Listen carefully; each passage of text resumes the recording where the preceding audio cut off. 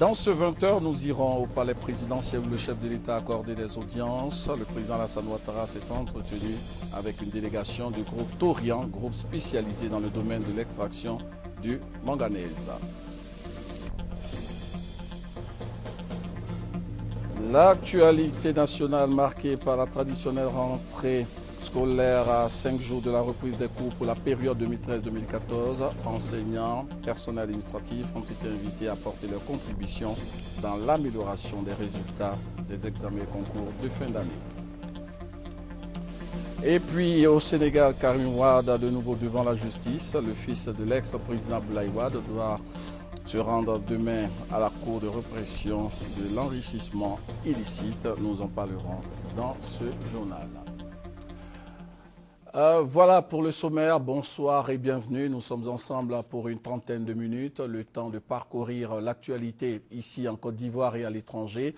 Et dans ce 20h, vous aurez votre dossier comme tous les jeudis, un dossier consacré à la route de l'espoir. Il s'agit de la voie express à Bobo-Anyama, en pleine réhabilitation, un dossier signé Sylvie Touré, à voir dans une quinzaine de minutes.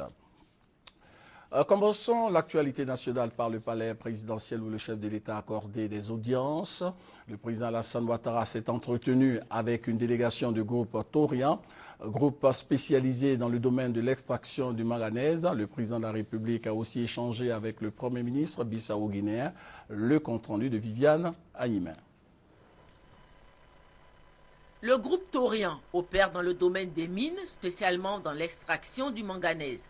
Sa filiale en Côte d'Ivoire est en train d'installer une usine d'enrichissement du manganèse à Bandoukou et a ouvert plusieurs sites de prospection, notamment à Odiéné et Toumodi. La direction du groupe, comprenant son président, Sachine Bajla, qui est aussi le président de sa filiale en Côte d'Ivoire, et l'administrateur général du groupe, Ansou Bajla, a traduit au président de la République, Alassane Ouattara, sa volonté d'accroître ses investissements en Côte d'Ivoire. Si grâce à la CEDEAO et au leadership de son président en exercice, le chef de l'État ivoirien, le président Alassane Ouattara, le Mali a retrouvé la paix et la confiance internationale, la Guinée-Bissau, elle aussi, grâce à la CEDEAO, s'apprête à renouer avec la normalité. Nous sommes dans la dernière étape, a déclaré à la presse le Premier ministre bissau-guinéen Rui Duarte Barros à la tête d'une importante délégation comprenant le représentant spécial du secrétaire général de l'ONU en Guinée-Bissau, le représentant spécial du président de l'Union africaine et le représentant spécial du président de la commission de la CEDEAO. La rencontre avec le chef de l'État ivoirien, président en exercice de la CEDEAO, a porté sur l'organisation des élections générales en Guinée-Bissau prévues le 24 novembre prochain. Nous sommes dans la dernière étape. La dernière étape, c'est les élections. Donc, maintenant, nous sommes avec quelques difficultés de financement pour faire les élections générales à la date prévue 24 novembre. Donc, c'est cette tour que nous sommes en train de faire pour faire le compte rendu au chef d'État de la sous-région, donc pour avancer très vite possible. Le président de la République a également reçu Mme Irina Bokova, directrice générale de l'UNESCO, arrivée cet après-midi en Côte d'Ivoire pour lancer officiellement demain vendredi les activités du bureau de l'UNESCO en Côte d'Ivoire. Rendons-nous maintenant à la primature où le Premier ministre a accordé des audiences. Daniel Kablan-Duncan a échangé avec le ministre des Affaires étrangères de l'espace CEDEAO et le ministre canadien chargé des relations extérieures qui conduisait une délégation d'hommes d'affaires. Le compte-rendu de Hugues Hervé-Blé. L'audience de ce jeudi a été accordée aux ministres des pays de la CEDEAO. Avec eux, le Premier ministre Daniel Kablan-Duncan a parlé de préservation de l'écosystème forestier de l'Afrique de l'Ouest. Les hôtes du Premier ministre sont à Abidjan pour l'adoption du plan de convergence pour la conservation et la gestion durable des écosystèmes forestiers de l'Afrique de l'Ouest et du programme d'action sous-régional de lutte contre la désertification. L'environnement, c'est quelque chose qui appartient à l'humanité et à tout un chacun. Nous lui avons parlé du fait que nous sommes en train de mettre ensemble nos efforts au niveau régional pour améliorer notre cadre de vie, l'environnement.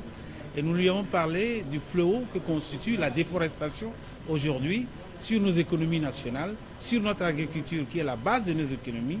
En Côte d'Ivoire, le ministre canadien chargé des relations internationales est venu accompagné d'une centaine d'hommes d'affaires. Au Premier ministre Daniel Cablon-Duncan, il a expliqué que les investisseurs québécois sont venus nouer des partenariats avec le secteur privé, local et l'État ivoirien. Nous voulons être au rendez-vous de cet extraordinaire rebond que connaît la Côte d'Ivoire depuis 1 an et demi. Alors nous avons discuté d'un très grand nombre de projets en termes agroalimentaires, en termes de formation, en termes de développement minier. Nous sommes dans une séquence de construction d'un socle de collaboration multiforme que nous souhaitons inscrire dans la durée. Le Premier ministre Daniel Cablon-Duncan se rendra au Québec avant la fin de ce mois afin de dynamiser les relations d'affaires entre chefs d'entreprise ivoiriens et québécois.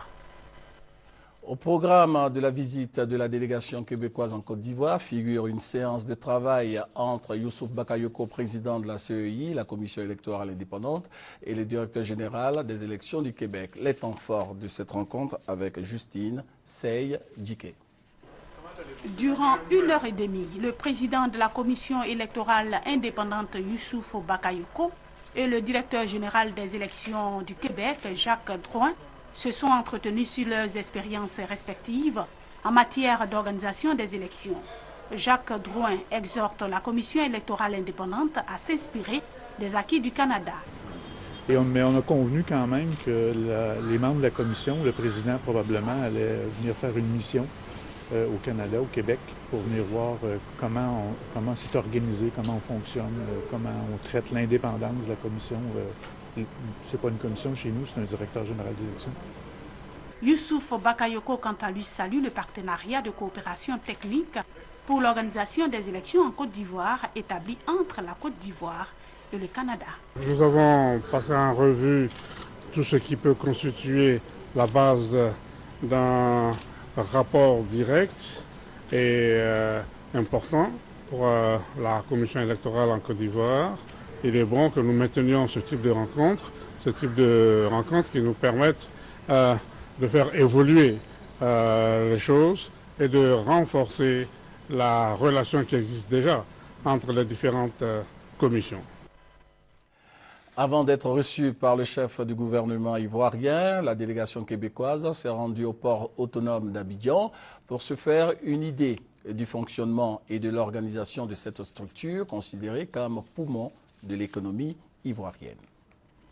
L'économie verte est une réalité au Québec. Le Québec aujourd'hui, c'est 1500 entreprises pour plus de 28 000 emplois verts, un marché carbone et des normes environnementales.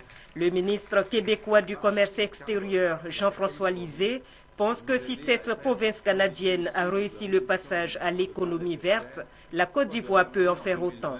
Ce que compte faire effectivement le gouvernement ivoirien en s'inspirant de l'expérience canadienne. Le pays dispose d'une feuille de route pour améliorer la transition vers l'économie verte. Le président Atelier rentre donc bien dans la vision du gouvernement du partage d'expériences et de pratiques en matière de promotion et de développement durable. La Côte d'Ivoire bénéficie déjà de l'expertise québécoise, mais dans un tout autre domaine, celui de la sécurité maritime.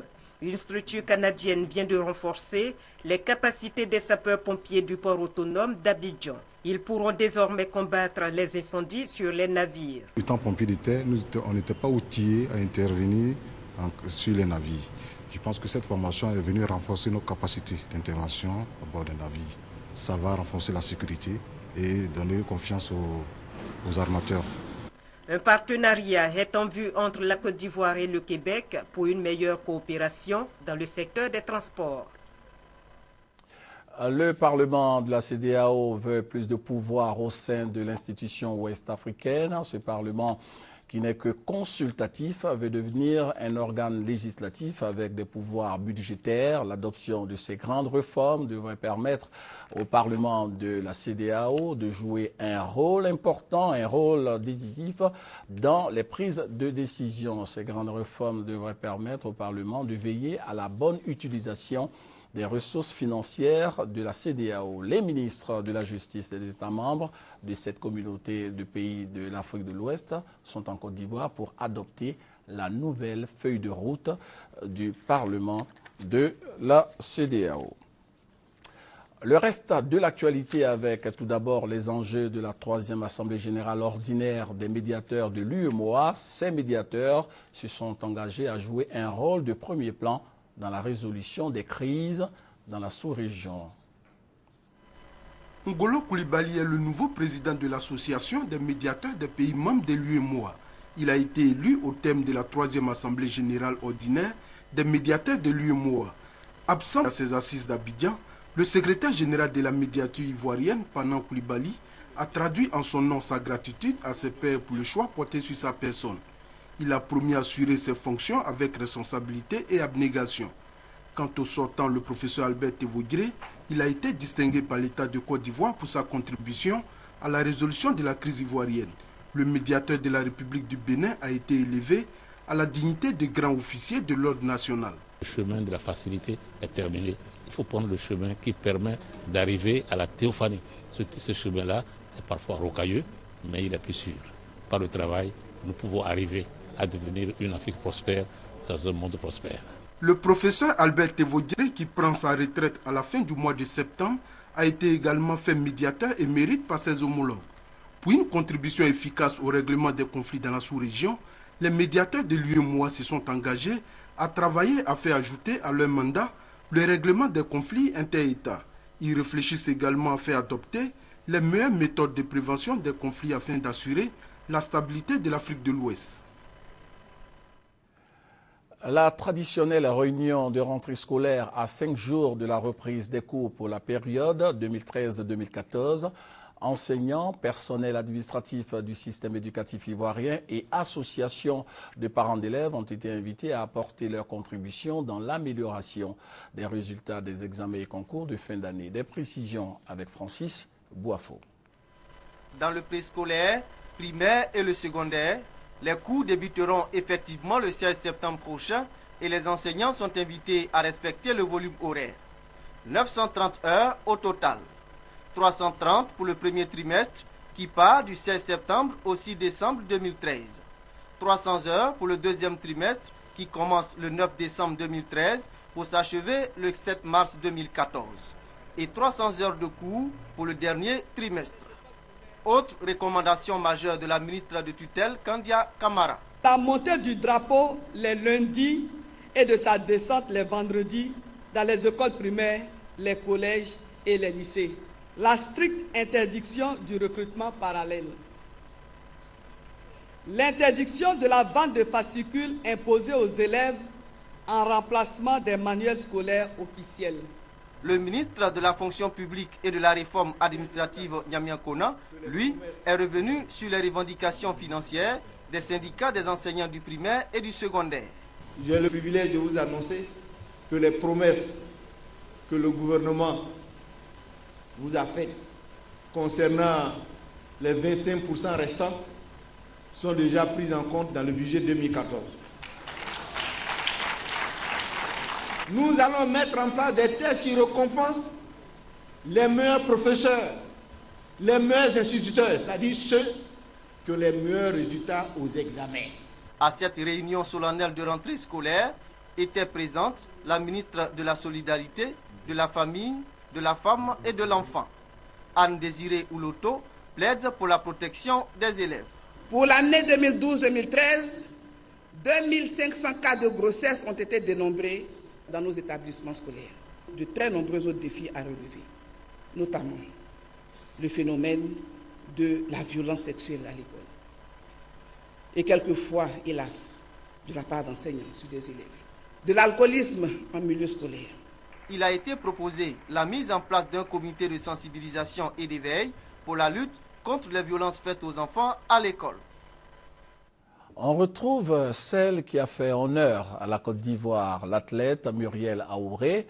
Elle a accepté de lutter pour la cause de la jeune fille en Côte d'Ivoire. La médaillée d'argent aux derniers mondiaux de Moscou a été nommée ambassadrice du genre par le ministère de la Solidarité, de la Famille, de la Femme et de l'Enfant. Compte rendu, Gabriel Zani.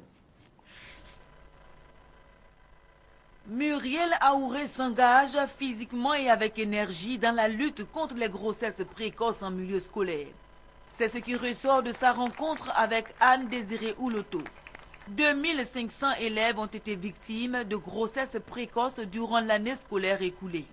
Ce mercredi, au cabinet du ministère de la Solidarité, la vice-championne du monde du sprint féminin a été élevée au rang d'ambassadrice de la promotion du genre. Chaque élève, chaque étudiante qui se retrouve en Muriel, fasse comme elle. Sacrifice, effort, abnégation, travail, discipline.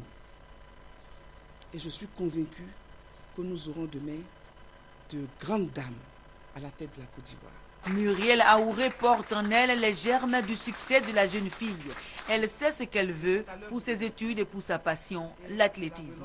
Tout premièrement, j'ai fait mes études aux États-Unis. J'ai commencé par l'école, l'éducation. Je n'ai pas fait l'athlétisme comme ça. L'athlétisme, c'était la deuxième, c'était comme un sport de passion. Donc, je me suis mise au travail. Rien de grand et de bon dans la vie vient facilement. J'ai vraiment souffert et travaillé très très dur pour arriver où j'y suis en ce moment. Le ministre de la Solidarité compte créer une plateforme pour favoriser les échanges entre le ministère et les jeunes filles. Mais force est de reconnaître que le travail dans le milieu des élèves est vaste. Pour Anne-Désirée Ouloto et Muriel Aouré, les projets ne manquent pas. Bientôt, des spots publicitaires avec Muriel Aouré invitant les filles au travail seront réalisés et diffusés. Voilà, la Côte d'Ivoire a remporté hier aux Jeux de la francophonie une médaille de bronze dans la catégorie littérature, médaille obtenue par Rosine Kakou, plus connue sous le nom de Yeni Djidji. C'est une œuvre littéraire intitulée Les enfants Pierre qui l'a propulsée à la 3e place derrière le Canada et la Fédération Wallonie de Bruxelles. Voilà, nous avons la médaillée en direct au téléphone. Bonsoir Rosine. Bonsoir. Alors, vous êtes connue sous le pseudonyme de Yeni Djidji, mais pas très connue des Ivoiriens, il faut le dire. Et pourtant, votre plume vient d'être sacrée à Nice, aux Jeux de la francophonie. Pouvez-vous revenir sur cette distinction? Non, j'ai présenté une nouvelle au concours de littérature de la francophonie. La nouvelle s'appelle Les enfants Pierre et elle aborde les thèmes de la pauvreté, de la prostitution.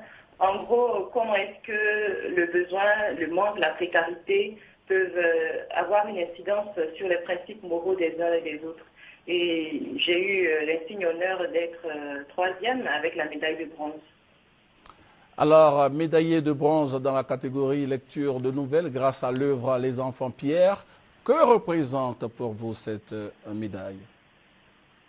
Bon, c'est la première reconnaissance internationale dans le domaine de la littérature, donc c'est avec une grande joie que j'ai accueilli la nouvelle et j'espère que ça va me servir de tremplin pour le reste de ma carrière. Voilà.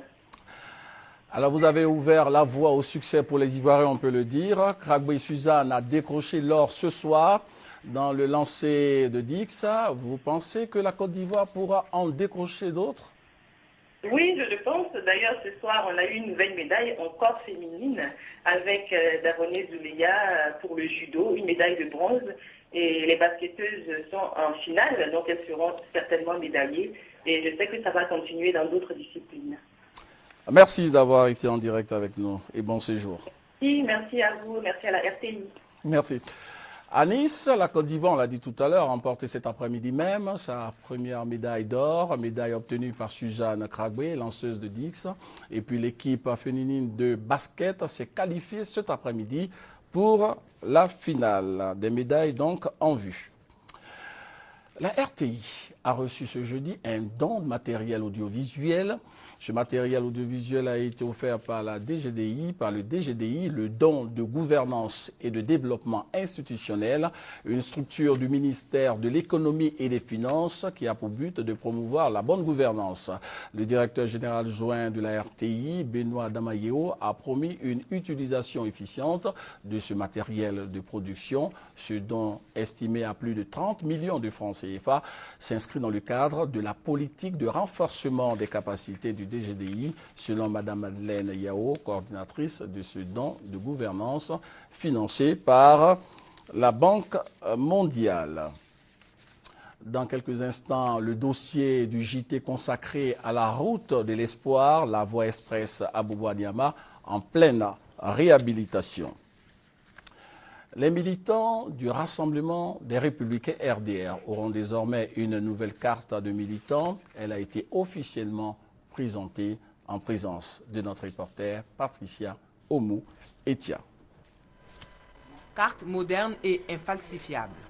Matériel technique de haute technologie, le Rassemblement des Républicains s'inscrit dans le cadre de la modernisation. L'équipe technique composée de jeunes militants du RDR a reçu une formation pour l'impression, la production et l'organisation de la diffusion des cartes. Fiable et rapide, le logiciel produit plus de 125 cartes en 1 heure, indique le représentant de l'entreprise. Selon le secrétaire général du RDR, ce moyen de modernisation des cartes d'adhésion a pour but de maîtriser et localiser les militants. La volonté que nous avons, c'est de mettre à la disposition du chef de l'État un parti moderne. 1000 francs CFA, c'est le coût de la carte. Le début de la production des cartes de membres du Rassemblement des Républicains est prévu pour la semaine prochaine.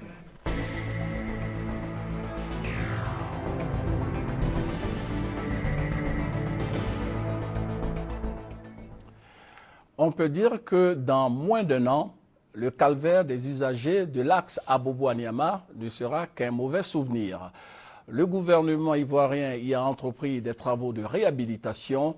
C'est une autoroute bitumée de 2 fois 2 voies. Ces 2 ouvrages suscitent beaucoup d'espoir au sein des populations d'Abobo, dans le district d'Abidjan et d'Anyama. Ces populations se préparent donc à tourner la page de 12 années de cauchemar. Le dossier de la rédaction avec Sylvie Touré. Le ton a été donné le 2 septembre, mais il y a déjà 3 mois que la voie reliant Abobo à Anyama a changé de visage. Les nids de poules et autres crevasses ont disparu de l'axe, faisant place à une voie reprofilée, donc plus agréable à la circulation. Automobilistes et riverains savourent déjà les premiers fruits des travaux de réhabilitation de l'axe Abobo-Anyama initiés par le président de la République. Les voies vraiment sont rapides. Quand tu quittes Anyama, venir vers la PK18 aujourd'hui, tu as trop duré sur la route, peut-être 3 minutes. Au bout avant, tu pourrais faire au moins 15 minutes en coup de route. Mais aujourd'hui, nous remercions le président de la République. Vraiment, aujourd'hui, il n'y a pas de problème. Ça fait 12 ans de calvaire que nous passons dedans. Quand tu donnes rendez-vous à un ami pour venir te voir à Nyama, mais c'est impossible, il ne peut pas venir. Maintenant, quand il est de venir ici, ouais, ils acceptent. Et pourtant, les travaux ne sont qu'en début de réalisation. Bien que loin d'être achevés, ils avancent à un rythme rassurant, selon le directeur des travaux. On a déjà exécuté les travaux de dégagement des emprises. On est au stade des travaux de terrassement. On a déjà effectué les travaux de 1,8 km. La zone où on a déjà terrassé, l'assainissement a commencé. Donc les travaux se poursuivent. Après l'assainissement, on aura les coups de chaussée. Les coups de chaussée consistent à réaliser une couche de fondation 20 cm à stabiliser au ciment et une couche de base en grand bitume de 10 cm et un revêtement en BB de 5 cm. Sur le chantier, ouvriers, manœuvres et machines sont à la tâche. Les travaux de terrassement se poursuivent et font place au fur et à mesure à ceux d'assainissement pour la pose des caniveaux. Des travaux qui ouvrent les portes de l'emploi à de nombreux jeunes. C'est un nouveau boulot pour moi, c'est une nouvelle découverte. Au fur et à mesure, je commence à comprendre beaucoup de choses et que ça m'a vu dans mes moyens financiers, ça va un peu au fur et à mesure. Je commence à m'en sortir. Le chantier m'a permis d'avoir un stage. Il faut dire que, hormis mon domaine qui est le génie civil, je mets topographe et apprends beaucoup. Tout ce qui est aspect route, franchement, ça me passionne. D'autres jeunes aimeraient rejoindre l'équipe et c'est par dizaines qu'ils font le pied de grue tous les matins devant le bureau de l'entreprise à charge des travaux. Le fait de construire la route, c'est de réduire le chômage en Côte d'Ivoire. Donc nous voulons qu'il y ait beaucoup de projets encore pour pouvoir réduire le chômage. Si nous avons participé à l'établissement de la voie dernièrement, nous pensons que nous pouvons mieux surveiller. Nous n'allons pas vouloir la destruction de cette voie. Une situation à laquelle sont sensibles les responsables de l'entreprise. En ce qui concerne le recrutement des jeunes conducteurs ou chauffeurs, c'est pas compliqué. Donc ceux qui ont déjà travaillé précédemment, ils formulent une demande, ils déposent, on analyse et ils viennent, ils passent un test. Quand c'est apte, on les prend. Ces jeunes pourront rejoindre leurs amis au fur et à mesure que les besoins en main-d'œuvre se feront sentir. Ou à l'ouverture des travaux de réhabilitation de la voie menant à l'hôpital général d'Anyama. Ce chantier s'ouvre en novembre pour mettre fin au calvaire des usagers et riverains. Souvent, il y a les femmes malades, on les prend des BMP pour pouvoir les envoyer à l'hôpital. Ça fait que les maladies, à l'état de la route, ça les fatigue pour pouvoir les déposer. Souvent, il y a d'autres mêmes femmes enceintes, on les prend, elles accouchent dans nos voitures. Genre comme avant-hier, j'ai pris une femme des BMP jusqu'à la grande hôpital, elle a couché dans ma voiture. La fin des travaux est annoncée pour fin mai 2014. Plutôt qu'un chemin du calvaire, c'est une autoroute de 4,6 km de 2 fois 2 voies entièrement bitumée et éclairée qui leur sera livrée. Et une autre d'1 kilomètre également bitumée pour faciliter l'accès à l'hôpital d'Anyama. L'entreprise s'attelle à respecter les délais. Plus de 200 machines seront mobilisées et le gouvernement y a mis le prix, plus de 7 milliards de francs CFA pour mettre fin au cauchemar des populations d'Abobo et d'Anyama. Voilà, c'était la route de l'espoir avec Sylvie Touré. Allons à la découverte de Soweto avec notre reporter Delphine Blas. Soweto, quartier précaire il y a de longues années, a aujourd'hui l'allure d'un quartier moderne avec plus d'1 million d'habitants. Le constat sur place à Soweto avec notre envoyé spécial Delphine Blas. Chant en zoulou pour dire bonne arrivée aux touristes. Nous sommes à Soweto, le plus peuplé des townships de l'Afrique du Sud. Ce quartier est à 15 km au sud de Johannesburg. Sa population était estimée en 2009 à 1 300 000 habitants. Ici, la vie suit son cours. Des vendeurs proposent, comme d'habitude, un peu de tout. Les chômeurs, eux, tuent le temps sous le froid soleil de l'hiver austral. C'est à Soweto, l'énorme township que Mandela a vécu pendant une quinzaine d'années. Il dit que la première fois il a rencontré le président Mandela, c'était au stade là, le plus grand stade d'ici. If I'm correct, it was April 1993. C'était autour d'avril 1993. C'est ce jour-là vu que c'est un leader. Mandela, un leader, combattant de la liberté. Il a apporté la stabilité et la paix à l'Afrique du Sud. Madiba, il faut le rappeler, a fêté ses 95 ans le 18 juillet dernier. Une journée désormais reconnue par l'ONU. Pendant le Mandela Day, les citoyens du monde entier sont appelés à faire de bonnes actions en son honneur.